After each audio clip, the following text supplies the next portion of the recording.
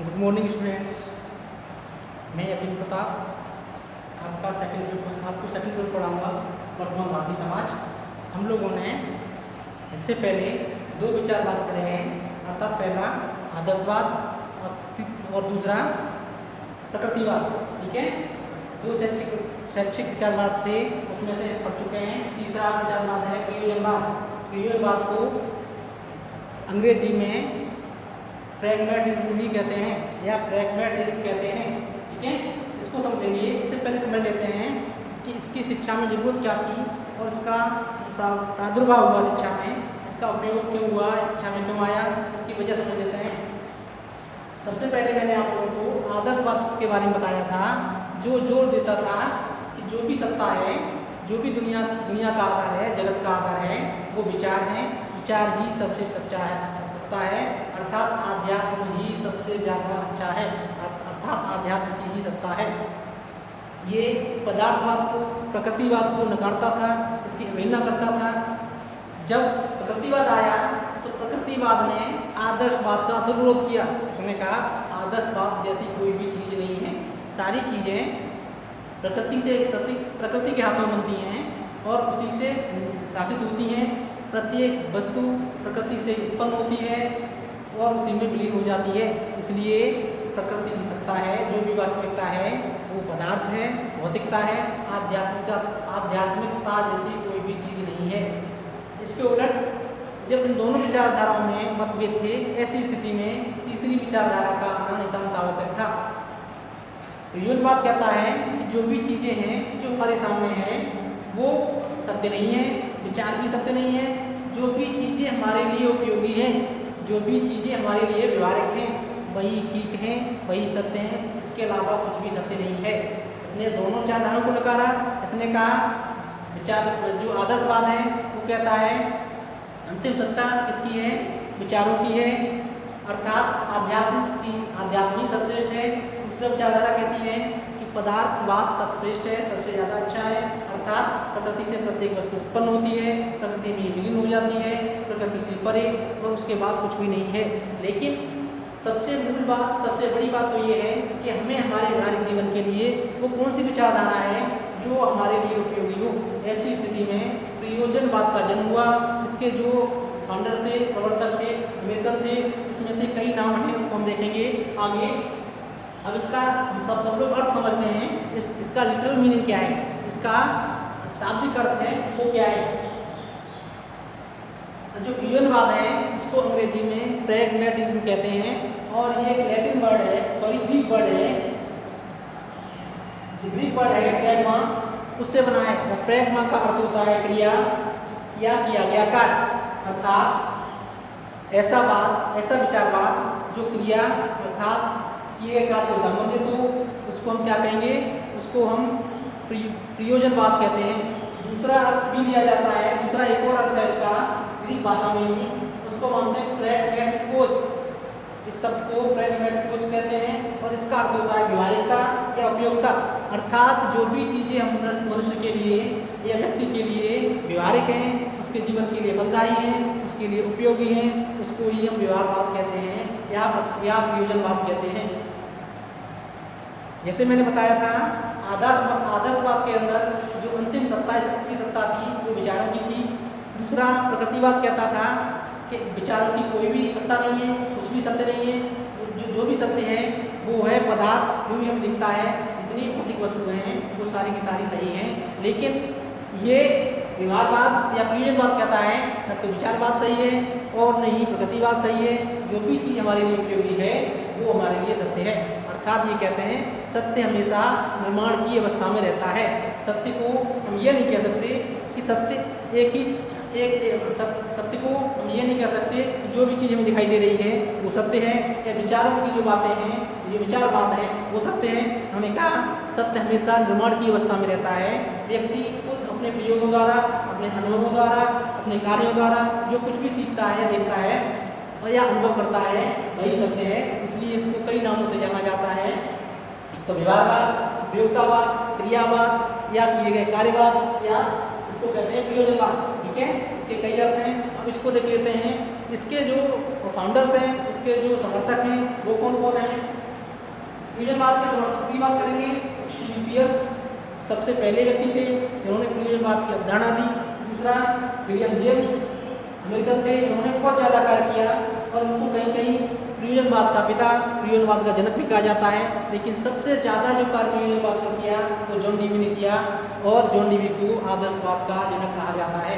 इसलिए हम कंफ्यूज नहीं होंगे जब कभी भी कहीं भी क्वेश्चन पूछा जाएगा आदर्शवाद के पिता कौन है, तो आदर्शवाद के पिता विलियम जेम्स को मानेंगे। आधुनिक आदर्शवाद की बात करेंगे, सबसे ज़्यादा कार्य किया है वो किया है जॉन डीवी ने, और जो प्रारंभ किया फ्यूजनवाद का वो स्टीवन पियर्स ने किया। इस प्रकार से हम इसके आदर्श प्रवर्तक कौन थे, इसके फाउंडर कौन थे, इसके समर्थक कौन थे, ये हम लोगों ने क्लियर किया। अब आगे देखते हैं फ्यूजनवाद से संबंधित कुछ परिभाषाएं हैं।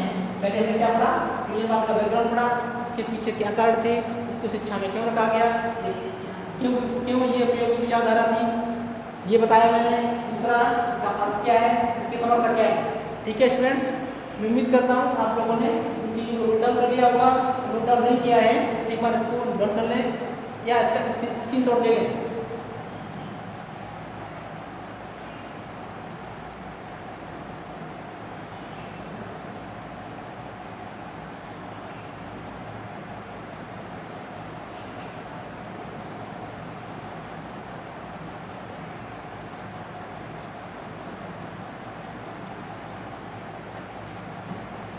ठीक है स्टूडेंट, हम लोग नोट कर लिया हुआ, इसको हटा देते हैं।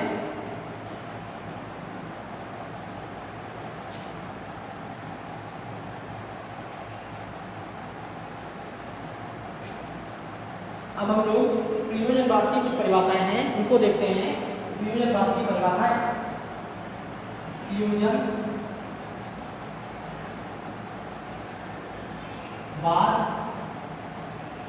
की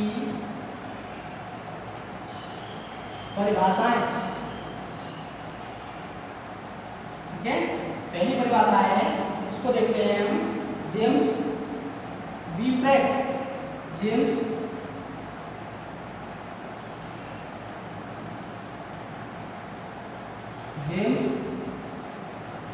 बी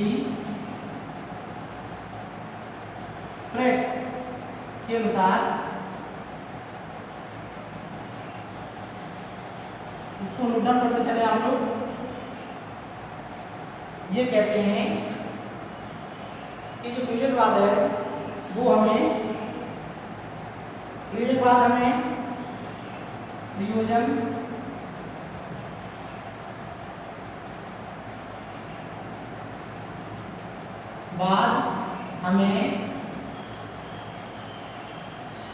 फ्यूजनवाद हमें सत्य का सिद्धांत,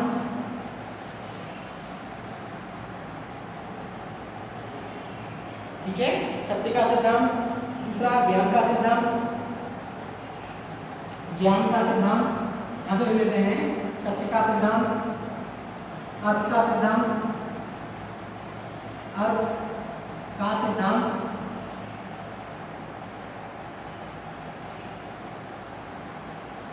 ज्ञान का सिद्धांत, ठीक है। और आप देखते हैं तथा, ये कहते हैं फ्यूजनवाद हमें सत्य का सिद्धांत, दूसरा अर्थ का सिद्धांत, तीसरा ज्ञान का सिद्धांत तथा वास्तविकता का सिद्धांत देता है। वास्तविकता का सिद्धांत देता है,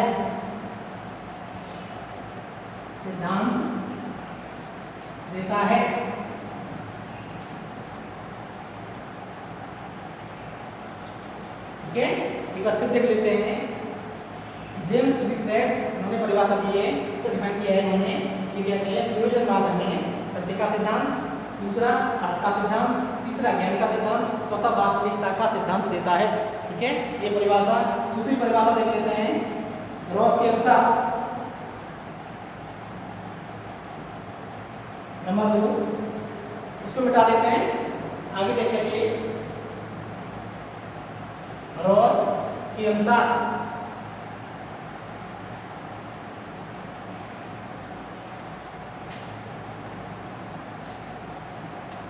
नंबर 2 ग्रॉस के अनुसार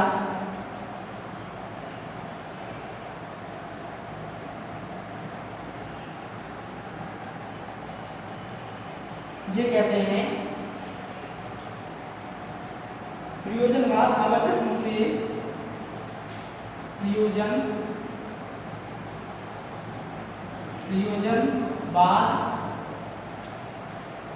आवश्यक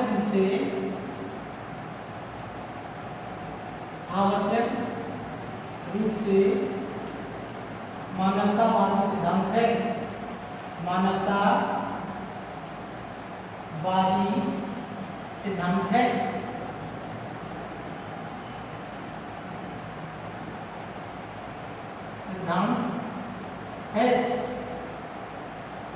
आगे कहते हैं ये जो यह जानता है कि मानव क्रिया को करते हुए जो यह जानता है कि मानव क्रिया को करते हुए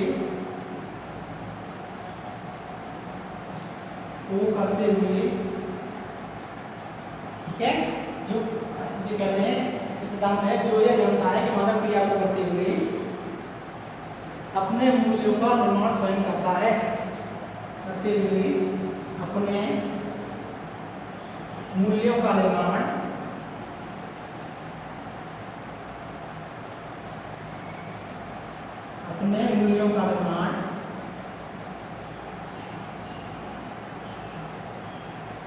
स्वयं करता है।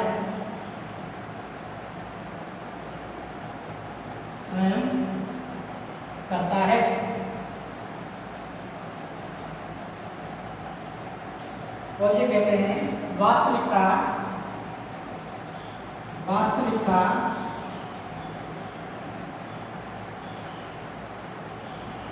सदैव निर्माण की अवस्था में रहती है। निर्माण की अवस्था में रहती है। ठीक है, इन्वर्टेड कॉमा लगा देंगे। ये कहते हैं, एक बार समझ लेते हैं दोनों। प्रयोजनवाद आवश्यक रूप से मानवतावादी सिद्धांत है जो यह जानता है कि मानव क्रिया को करते हुए अपने मूल्यों का निर्माण व्यक्ति स्वयं करता है। वास्तविकता सदैव निर्माण की अवस्था में रहती है।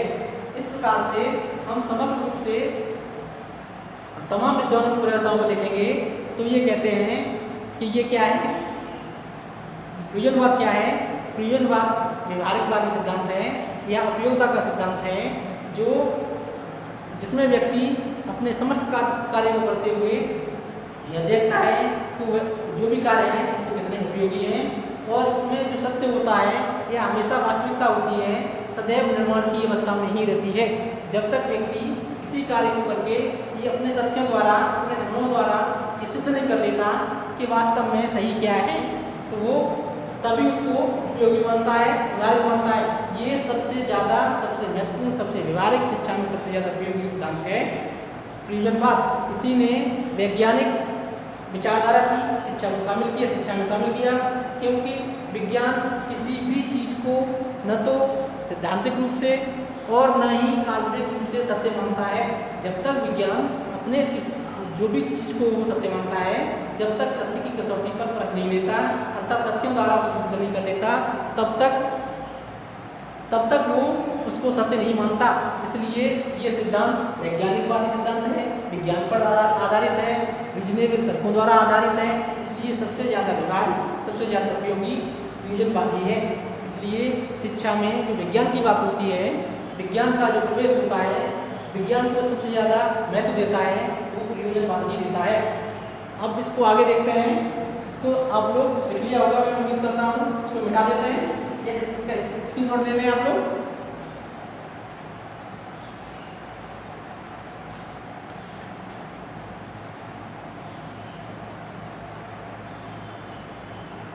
आगे देखेंगे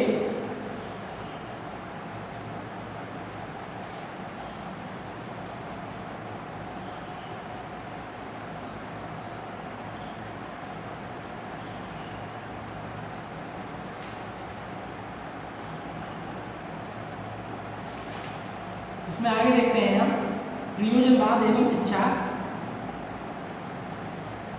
प्रयोजनवाद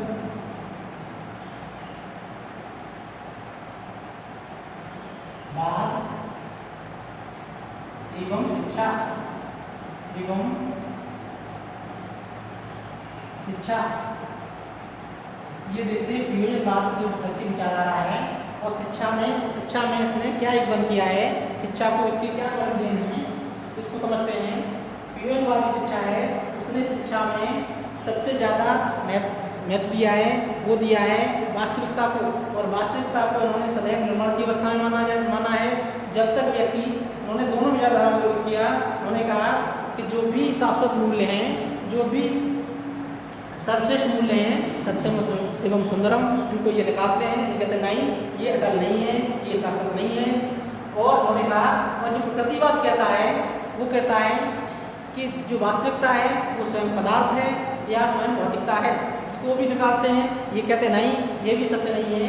सत्य ये है कि जो भी चीज़ व्यक्ति स्वयं करता है, करने के बाद स्वयं उसको प्रमाणित करता है, वही सत्य है। अर्थात सत्य कोई अटल नहीं है, कुछ भी अटल नहीं है, कुछ भी शाश्वतता जैसी उसमें कोई भी बात नहीं है। सत्य सदैव क्या है, निर्माण की अवस्था में रहता है।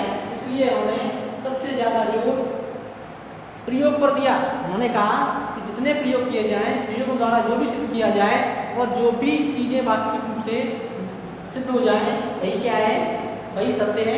इसलिए प्रयोजनवाद ने सबसे ज़्यादा देन दिया है शिक्षा में, तो वैज्ञानिक विचारवाद को, वैज्ञानिक विचारधारा को दिया है, ताकि इसमें तमाम तरीके की शिक्षण विधियाँ हैं उनको अपनाया जा सके।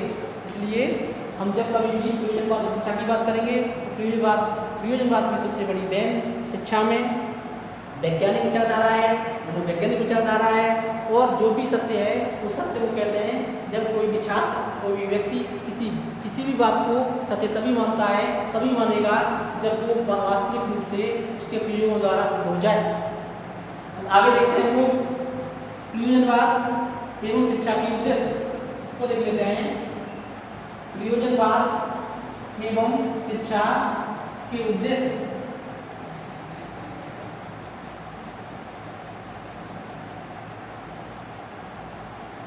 ठीक है। पहला उद्देश्य तो यही है, व्यक्ति के चरित्र का निर्माण करना।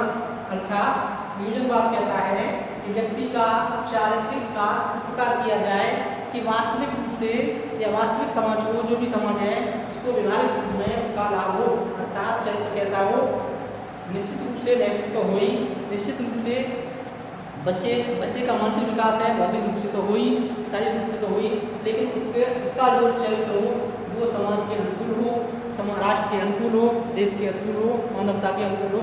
नंबर 2, दूसरा उद्देश्य है, ये चाहते हैं कि शिक्षा में जो भी चीज़ें पढ़ाई जाएं, जो भी विषय रखे जाएं, वो व्यवहारिक होने चाहिए। अर्थात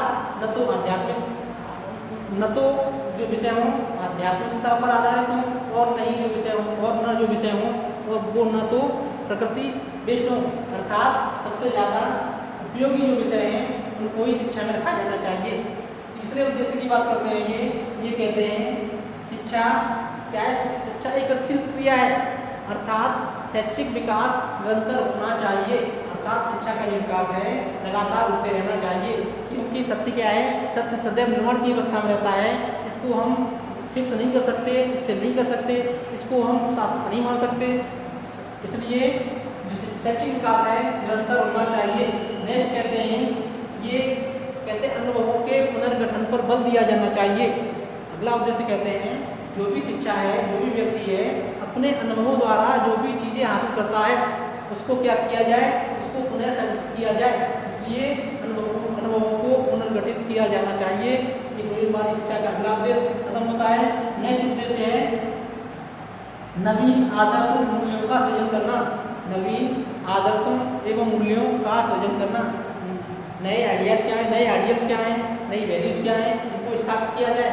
कहने का था जो भी शाश्वत मूल्य थे आदर्शवाद में सत्यम शिवम सुंदरम,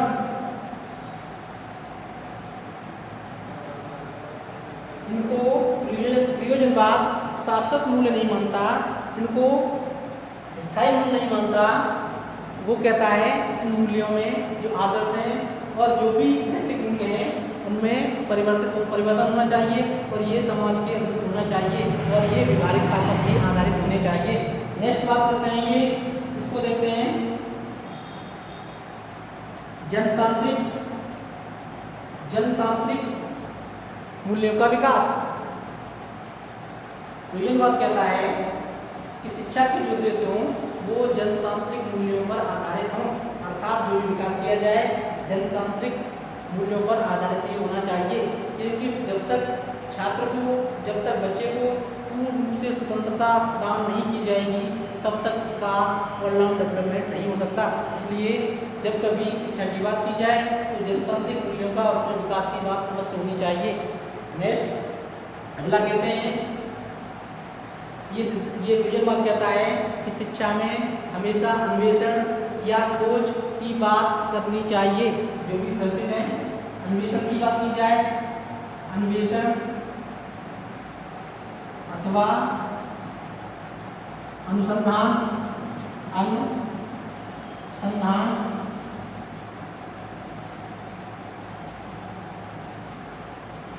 करते रहना चाहिए ताकि नवीन खोजों के द्वारा ये पता चल सके कि जो भी शिक्षा है अपनी मौलिक देन मानवता को क्या दे सकती है, कौन कौन से अन्वेषण हैं, कौन कौन सी चीज़ें हैं जो जनता के लिए मानवता के लिए फलदायी हैं और उनसे मानवता का कल्याण होगा। इसलिए कुछ उद्देश्य थे प्रयोजनवाद के मैंने बताए, आप लोग स्पष्ट हो गए होंगे। इसको मिटाते हैं, आगे चलते हैं।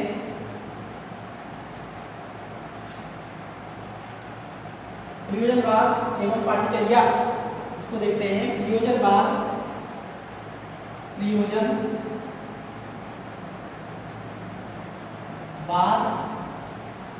एवं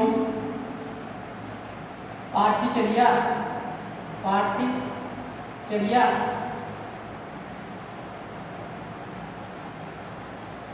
प्रयोजनवाद पाठ्यचर्या के बारे में बात करता है।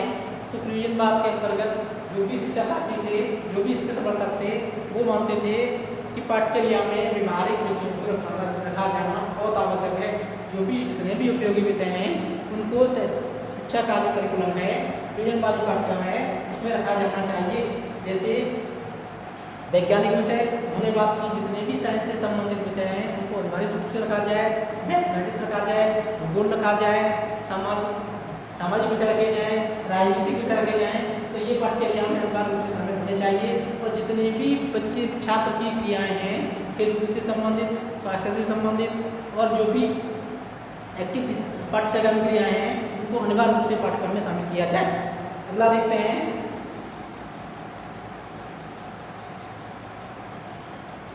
उन्होंने कहा जब पाठ्यचर्या बनाई जाए तो पाठ्यचर्या में छात्रों की कुछ मूलभूत लक्षण होते हैं, इंडिविजुअल डिफरेंसेस होते हैं, उनका ध्यान अवश्य रखा जाए। उन्होंने कहा हमारे छात्र की रुचि का ध्यान रखा जाए। देख लेते हैं, छात्र की रुचि का ध्यान रखा जाए, रुचि का ध्यान रखा जाए।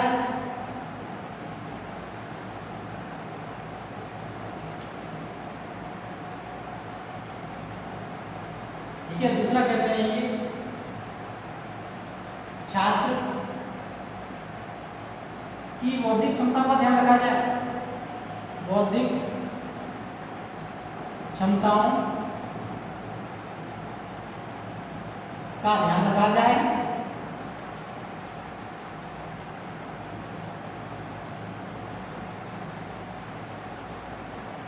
ठीक है, तीसरा कहते हैं ये छात्रों की जो अनुभव है, छात्रों की क्रियाशीलता तथा अनुभवों का ध्यान रखा जाए।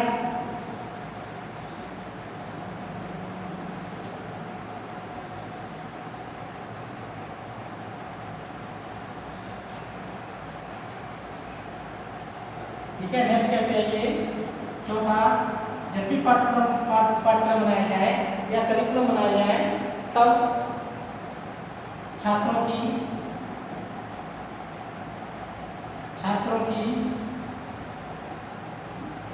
आवश्यकताओं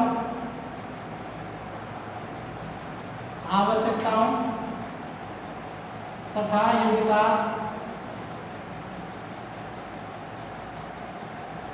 का अनिवार्य रूप से ध्यान रखा जाए, अनिवार्य रूप से ध्यान रखा जाए।